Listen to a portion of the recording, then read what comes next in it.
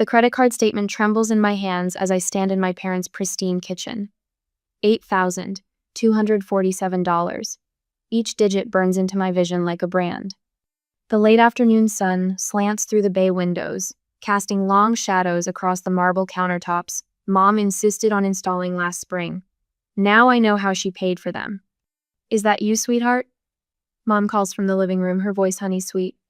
"Could you start dinner? The chicken needs marinating." My throat closes.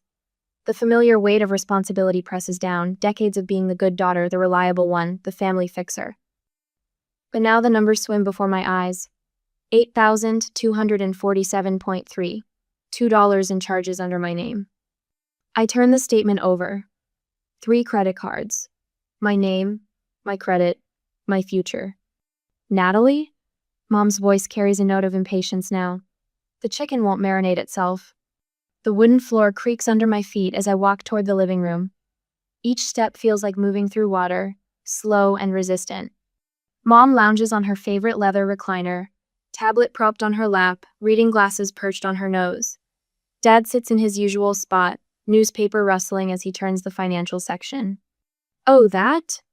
Mom barely glances up when she spots the statement in my hand. Her finger swipes lazily across her tablet screen. "We meant to tell you about those, just a little family emergency." The paper shakes harder. "Family emergency," I repeat, my voice strange in my ears. "You mean identity theft?" Dad's newspaper lowers an inch. "Families help each other, Natalie. It's not a big deal." "Not a big deal." The words echo as I scan the charges.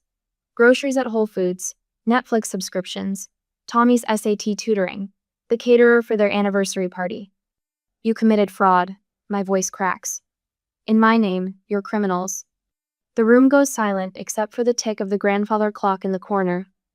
6 months of warning signs flash through my mind. Mysterious packages with my name. Mom's vague explanations about post office mix-ups. Dad's casual questions about my social security number for insurance purposes. Mom sets her tablet aside, her face transforming into the wounded expression I know too well. "We raised you better than this selfishness." Her voice wavers. "After everything we've done for you." "Done for me?" The words scrape my throat. "You stole my identity. You destroyed my credit. You." Drama queen strikes again. Tommy appears in the doorway, smirking as he heads for the kitchen. My little brother, the golden child, who never had to be the responsible one. Who never had his future stolen by the people who should protect it. I watch him grab a soda from the fridge, and something inside me shifts. The familiar guilt and obligation melt away, replaced by an icy clarity. They feel entitled to my identity, my future, my life. They always have. Without a word, I turn and walk upstairs to my childhood bedroom. The walls still hold photos from high school. Honor roll certificates, dance recital programs, family portraits with perfect smiles hiding perfect lies. I grab my overnight bag from the closet and start packing. Clothes, toiletries, important documents. Downstairs, I hear the normal evening routine continuing. Mom called Tommy about homework. Dad commented on stock prices. The clink of dishes as someone finally starts dinner prep. They think I'll cave like always. They think their good daughter will fold. My hands steady as I pull out my phone. The Denver transfer opportunity my boss mentioned last week. The one Mom said I couldn't possibly take because they needed me here. 3 quick taps and the email is sent. "I'll take the position. When can I start?" The front door closes behind me with a soft click. My car keys feel solid and real in my palm. "Natalie?" Mom's voice carries from the doorway, more uncertain now. "Where are you going?" "We need to discuss this like adults." I slide into the driver's seat, my overnight bag heavy with the weight of decades. The engine purrs to life as Mom steps onto the porch, her face shifting from confusion to alarm. "I'm done being your safety net," I say through the open window, my voice steady for the first time today. As I pull away, the rearview mirror shows Mom's figure growing smaller, one hand pressed to her chest in theatrical distress. But her performance has lost its power. The road ahead stretches clear and empty, like a blank page waiting to be written. When does family loyalty become self-destruction? The question echoes as suburban houses give way to highway signs. What would make you walk away from everything you've known? The answer sits beside me in the form of a crumpled credit card statement. 8,000 reasons to never look back. My hands grip the steering wheel tighter as the sun sets behind me, painting the sky in colors of warning and change. I drive toward Denver with only the essentials: some clothes, my documents, and the newfound knowledge that sometimes love comes with an itemized bill. And sometimes the bravest thing you can do is refuse to pay it. The blue glow of my laptop screen fills the hotel room the next morning. I sit cross-legged on scratchy sheets, phone pressed to my ear, listening to hold music from the third credit bureau of the Mersning.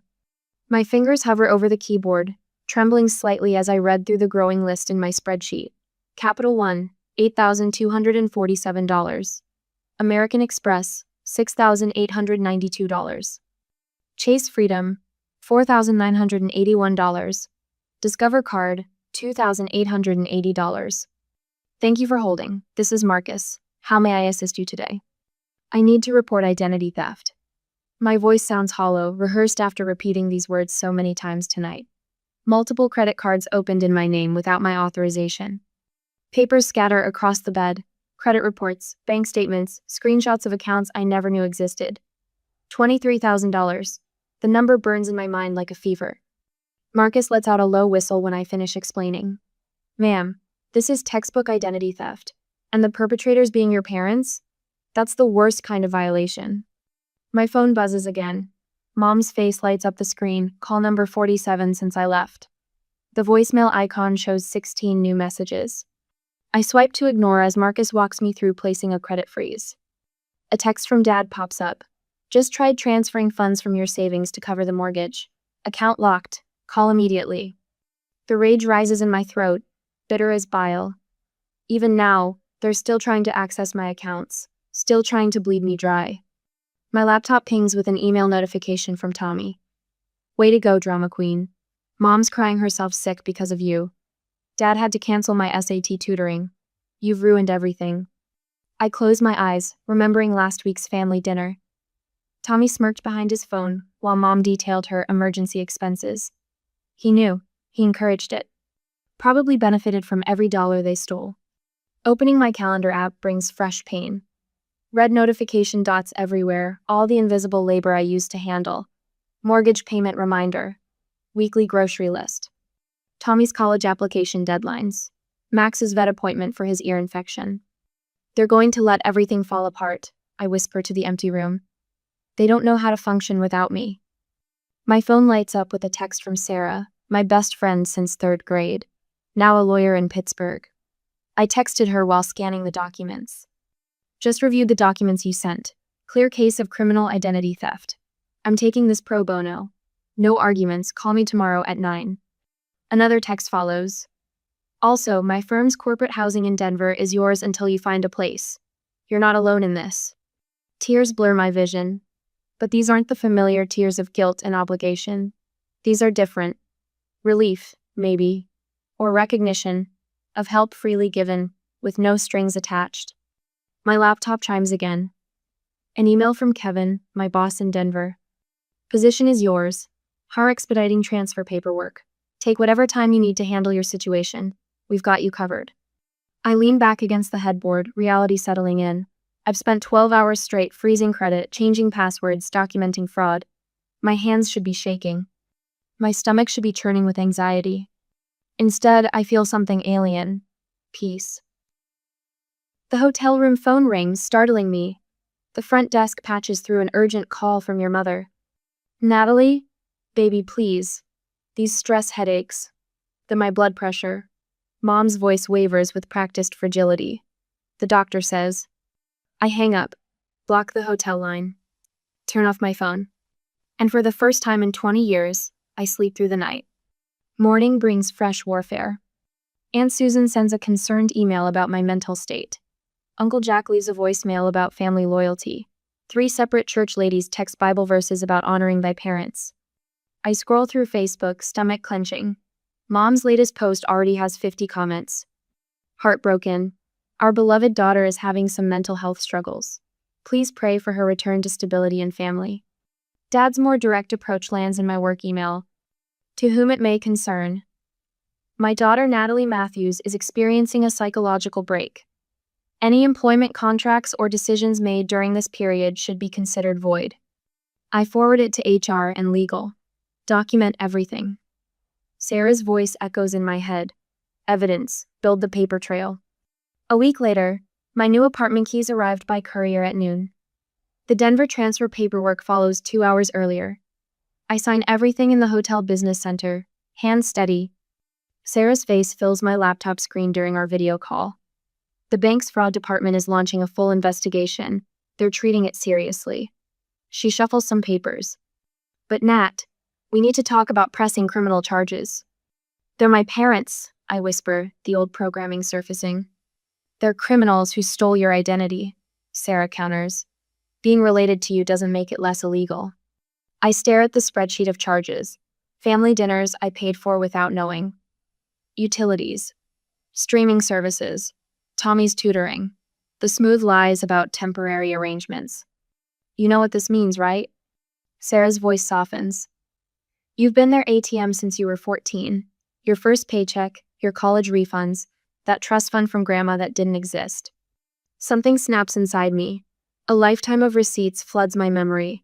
Working through high school while Tommy focused on sports. Community college so they could save money. Every birthday check from relatives was mysteriously lost in the mail. I reach for my laptop, start a new document. I want to write everything down, every penny, every lie. My fingers fly across the keys. I want them to see the whole truth in black and white. Sarah's smile holds steel. Now that's my girl.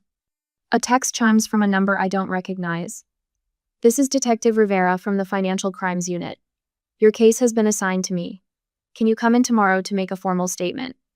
I save my document, back up the spreadsheets, email everything to Sarah and a secure cloud drive. One condition, I tell Sarah. When we file charges, I want it all public. No quiet settlements. No sealed records. I think of Mom's Facebook post, Dad's email to my office. They want to talk about mental health? Let's talk about financial abuse instead. You sure? Sarah asks. It'll get ugly. I look around the hotel room. At the scattered papers documenting 2 decades of theft. At the phone I finally turned back on, the screen filled with guilt trips and manipulation. I'm done living their lies, I say. Truth is the only way forward. But I didn't know then that the worst betrayal was yet to be uncovered, one that would change how I saw my entire childhood. A week later, the bank statements blur before my eyes as I sit cross-legged on the floor of my Denver apartment. 20 years of financial records spread around me in a perfect circle, each paper a wound reopening. My first paycheck stub from Dairy Queen at 14, marked with a neat checkmark in Mom's handwriting. My college refund check studio, each one cashed without my knowledge. The trust fund paperwork from Grandma Matthews study emptied 3 years ago while I worked overtime to cover Tommy's private school tuition. The carpet beneath me holds steady as the room spins. A notification pings on my laptop. Another Facebook message from Mom. Our daughter is having a breakdown. Please pray for her return to the Lord's path. 47 comments shower sympathy on her post. Mrs. Henderson from church calls me an ungrateful child. My 3rd grade teacher suggests I seek psychiatric help. They never loved me. The words scratch my throat as I speak them into my laptop camera. Dr. Wilson's face on the video call stays neutral, professional. They used me. Say more about that, Natalie. My hands tremble as I hold up the MIT acceptance letter, yellowed with age. Full ride scholarship. But Mom had shingles that spring, remember? Dad said they needed me close to home. The letter crumples in my fist. Local college meant I could keep managing the household, keep tracking their bills, keep raising Tommy. A text from Sarah lights up my phone. Legal team assembled. When you're ready to press charges, we move. My childhood friend turned corporate lawyer hasn't stopped working my case since that first midnight call from the hotel. My printer whirs to life, spitting out another bank statement. The forensic accountant Sarah hired keeps finding more. Credit cards, personal loans, second mortgages. All under my name, all funding their comfortable life, while I ate ramen in my apartment and sent them my overtime pay. The stress is killing your mother. Dad's email declares in bold font. Her blood pressure.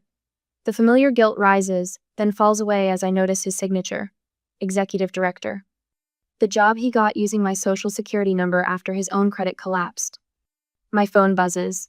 Unknown number. Tommy's voice fills the line before I can speak. Look, we all know you're being dramatic. Just come home and we'll forget this whole thing. Did you know? The question comes out steady, my hand gripping my phone case. When they open the cards? Silence stretches. Then, you never checked anyway. You were too busy playing murder. The recording app blinks red as his words fill the digital space. Another piece of evidence for Sarah's growing file. A notification from my bank app. Fraud alert activated. The last card closed, the final account frozen. No more invisible ATM feeding their lifestyle. The afternoon sun slants through my new apartment windows, catching the edges of the restraining order on my coffee table. 3 signatures. 3 people I once called family. My landlord Margaret knocks softly, enters with a plate of actual home-baked cookies. Not the store-bought ones Mom passed off as her own at church functions. Thought you could use these, dear. Her gray hair catches the light as she settles beside me, eyes taking in the paper warfare surrounding us. My herald did the same to our daughter. 30 years I watched, said nothing. Don't carry that guilt. She helps me sort the documents, credit reports in one pile, bank statements in another, evidence of forged signatures carefully tagged with yellow sticky notes. The methodology of survival. Mrs. Matthews? My old AP English teacher's email glows on the screen. Saw Barbara's Facebook posts. Remember when you missed that National Merit Scholarship ceremony? Your mother said you were too sick to attend. But I saw you that day, managing the church fundraiser she organized. The memory surfaces. 16. Running the bake sale, counting cash, calling vendors. Mom accepted compliments for her leadership while I calculated profits in the back room. Always the invisible engine driving their success. Sarah's legal team builds the case methodically. Paper trails stretching back to my first summer job. Medical records documenting stress-induced migraines, anxiety attacks, ulcers. The physical cost of being the family ATM. Your mother's having a prayer circle for your mental health today. My cousin texts. Thought you should know. Half the town's attending. The old Natalie would have crumbled, rushed home to stop their worry. The new Natalie forwards the message to Sarah. More evidence of character assassination. My phone lights up. Another email from the forensic accountant. Something about anomalies in my birth records, irregularities in the adoption paperwork, funds that should have gone into a trust. A grandmother I never knew existed. The sun sets over Denver's skyline, painting my new life in shades of possibility. On my laptop screen, the draft of my public statement waits, cursor blinking. No more silent sacrifices. No more invisible servitude. The words flow steady now. Dear family and friends, for 20 years I was the victim of systematic identity theft by those who should have protected me. Today, that ends. My finger hovers over post when a new email arrives. The subject line freezes my breath. Matthews Family Financial Records, 2003, 2023, confidential. The attachment opens like a door to darker truths. My hands shake as I scan the documents, understanding blooming cold and clear. This wasn't just about money. This wasn't just about control. This was about a secret they never wanted found. 2 hours later, the laptop screen casts a cold glow across my Denver apartment. My fingers hover over the keyboard as I read the email again, my stomach churning. The message wasn't meant for Mimi Parent's financial advisor, but I still managed their accounts. His friendly check-in about the usual arrangements includes a treasure trove of attachments documenting years of calculated theft. My father's instructions stand out in stark black text. She'll never check, too trusting. Each word burns like acid. Below that, my mother's flowing signature appears on credit applications bearing my name, a familiar curve of letters that once signed my report cards and permission slips. Now it brands her a criminal. The front desk buzzes. Ms. Matthews? Your friend Sarah from the law firm is here. I buzz her up, pacing as her heels click down the hallway. When she enters, her charcoal suit looks as crisp as it did in court this morning, but her eyes spark with triumph. They're falling apart, she announces, dropping her briefcase on my coffee table. Your mother gave a television interview. Complete disaster. The local news clip plays on Sarah's phone. My mother dabbing her eyes with a monogrammed handkerchief, voice trembling. We only wanted to help our daughter through a difficult time. She's always been unstable. The lie twists in my chest, but Sarah's laugh cuts through the ache. She didn't know the reporter already had your medical records. 20 years of perfect mental health evaluations. The station ran those right after her segment. My phone buzzes, another desperate move. My brother's Instagram shows an old family photo, Christmas morning, all of us in matching sweaters. His caption reads, "Missing my sister, family means forgiveness." The timestamp reveals he posted it at 3 a.m. Tommy's college found out he didn't write his own admission essays. Sarah says, sorting through papers. They're reviewing his scholarship. Turns out academic fraud runs in the family. A sharp knock at my door freezes us both. Through the peephole, I spot 2 police officers. The attempted wellness check right on schedule. I open the door with my phone recording. "Officers, I've been expecting you. My parents called you, correct?" I have documentation ready.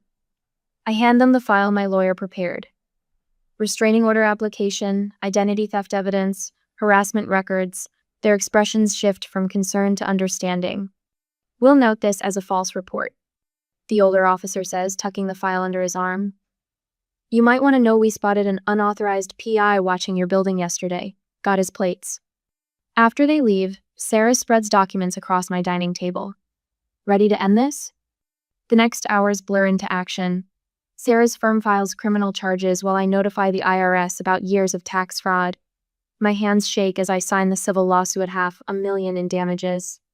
The number feels enormous, until I remember the decades of theft. My phone lights up with notifications. The local news back home has picked up the story. Church members who once sent prayer emojis on my mother's posts now share articles about identity theft prevention. My Aunt Linda, who last week called me ungrateful, sends a text. "I had no idea. I'm so sorry." The country club where my parents built their social empire posts a notice.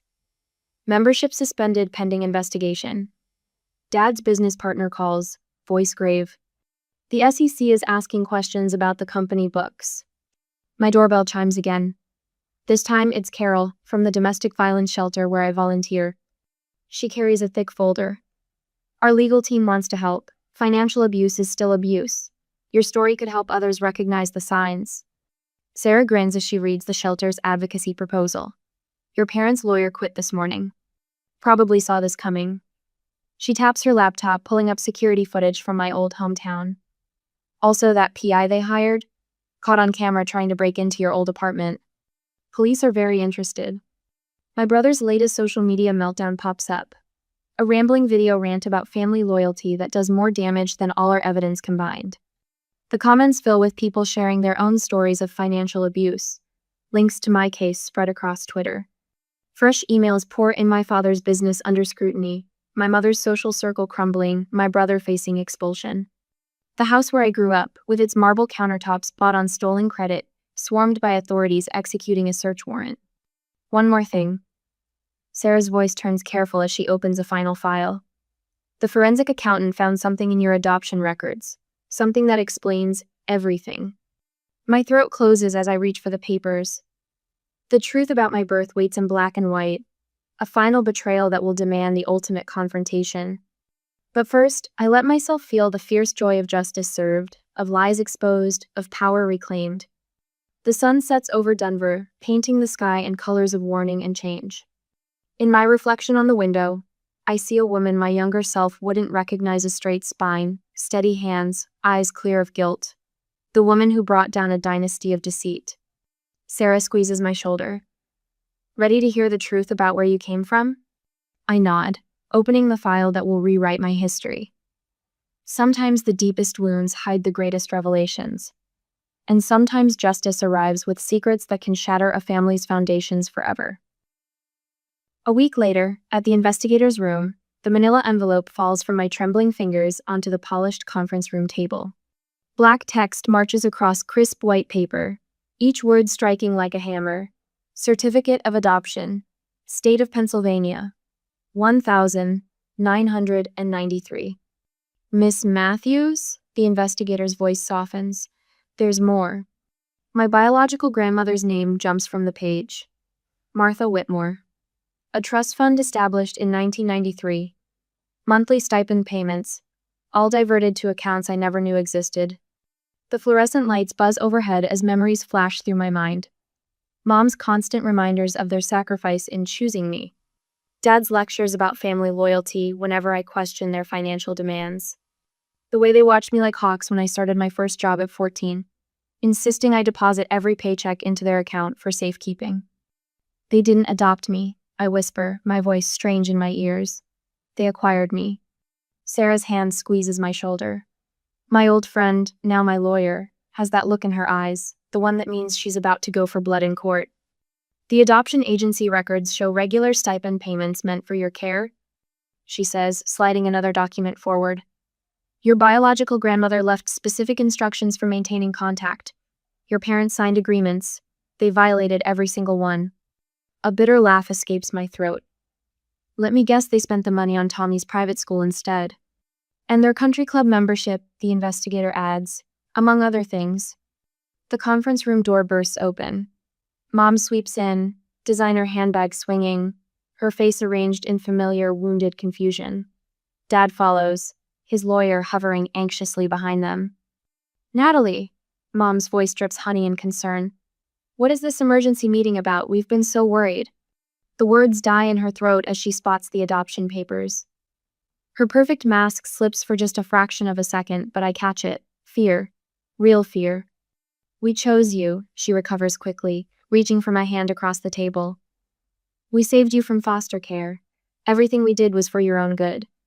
I pull back before she can touch me. Did my grandmother's trust fund pay for those marble countertops too? Or just Tommy's SAT tutoring? Dad steps forward, his lawyer whispering urgent warnings. Now listen here, young lady. We can settle this quietly. Sign the agreement, and we'll give you all the information about your biological family. You mean the family you kept me from for 30 years? My voice stays steady as I stand. While stealing the money meant for me to find them? We protected you. Mom's voice rises, hysteria creeping in. Those people gave you away. We're your real family. The door opens again. Tommy slouches in, summoned by the court order requiring his testimony. His usual smirk falters when he sees my face. Tell them what you told me last month, Tommy. My words slice through Mom's protests. About helping Dad open those credit cards in my name when I was away at college. The blood drains from his face. Under oath, my golden child brother crumbles like a house of cards. Every fraud, every forged signature, every calculated theft spills out in a desperate attempt to save himself. I stand perfectly still as he talks, watching my parents' carefully constructed narrative collapse. Mom's theatrical sobs turn to genuine tears of rage. Dad's face goes from red to purple as his lawyer starts whispering about plea deals. The judge's voice fills the courtroom like thunder 2 hours later. In 30 years on the bench, I have rarely seen such calculated exploitation of a child by their supposed protectors. I keep my spine straight as the sentences are read. Dad's business license is revoked. Mom banned from ever teaching again. Their precious reputation in tatters as reporters scribble furiously in the gallery. The family home seized for restitution. Additionally, the judge continues, this court orders the immediate unsealing of all adoption records. Miss Matthews shall have full access to her biological family's information, with no interference from the defendants. Tommy slumps in his chair as his academic record is formally marked with an ethics violation. No more prestigious law school, no more family golden boy, just minimum wage and defaulted student loans. The total restitution order comes to $750,000, the judge announces, to be paid in full before either defendant is eligible for parole. My parents' faces contort with impotent fury as bailiffs step forward. Mom's last desperate screech echoes off the courthouse walls. We gave you everything. No, I say quietly, gathering my papers. You stole everything, and now you've lost it all. Sarah walks with me to the courthouse steps, spring sunshine warm on our faces. In my bag, a set of keys weighs heavy against my hip keys to my biological grandmother's house in the Berkshires. A house that should have been my childhood home, now mine at last through the estate inheritance. Ready? Sarah asks, nodding toward the waiting cameras. Local news, national outlets, even a documentary crew tracking the story of family financial abuse. I touch the sealed letter in my pocket, the one found in my grandmother's desk. The one I haven't had the courage to read yet. Almost, I say, watching my parents being led to separate police vehicles. I just need a minute. Mom twists in the bailiff's grip, her mascara-streaked face turning toward me one last time. For a second, I see past the designer clothes and perfect hair to something hollow and desperate in her eyes. A lifetime of lies crumbling to dust. I turn away, touching the keys in my bag like a talisman. Ahead of me, the mountains rise blue and distant against the spring sky. Behind me, car doors slam with finality. The letter burns against my heart, my real grandmother's last words waiting to be read. But not here. Not now. First, I have a long drive ahead of me, leading to a house I should have known, and a family I should have had all along. I smile at Sarah, feeling lighter than I have in years. Let's go, I've got a home to find. The butterfly lands on my office window in December, impossible and perfect against the Denver snow. Its wings catch the morning light, orange and black against white drifts that blanket the city. 6 months ago, I wouldn't have noticed such a small miracle. 6 months ago, I lived in a world where beauty existed only to be monetized. My promotion letter sits unopened on my desk. Senior management. The title I never dared want when every promotion meant more money for my parents to steal. But this one belongs only to me. The evening sun spills across my living room as Sarah and Marcus sprawl on my couch, empty pizza boxes testament to our weekly dinner ritual. Mozart drifts from my record player, my biological grandmother's collection, which my Aunt Patricia brought last month, along with stories of the woman who spent decades searching for me. You know what this place needs? Sarah waves her wine glass toward my gallery wall, where my first painting hangs beside my grandmother's More of Your Art. The talent definitely runs in the family. Marcus nods, his silver hair catching the light. My landlord turned surrogate father smiles. Patricia mentioned your grandmother had her first show at 60. Never too late to follow those dreams, kiddo. The word dreams still catches in my throat sometimes. Dreams were dangerous in my old life. They cost too much, revealed too much. But here, in this chosen family circle, dreams flutter free like that impossible December butterfly. My phone buzzes.